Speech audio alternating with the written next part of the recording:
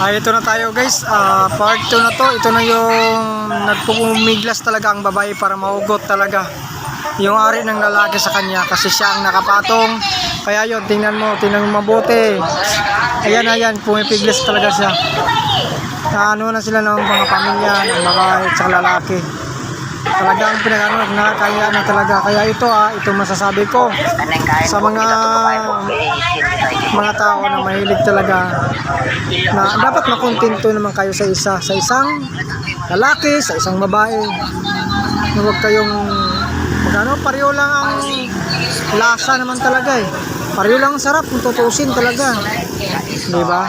Sana naman maintindihan nyo to. Sana wag to mangyari sa inyo. Part 2 na to. Ito ba to? Tsaka yung kikita mo yun. Makikita nyo may pangatlo pa akong video na halos yung kumot nila ay may dugo na dahil sa ari ng lalaki nagkakadugo na. Kahit pinipilit talaga ng babae na mahugot. Tingnan mo, panoorin natin guys. Panoorin natin. Tingnan mo.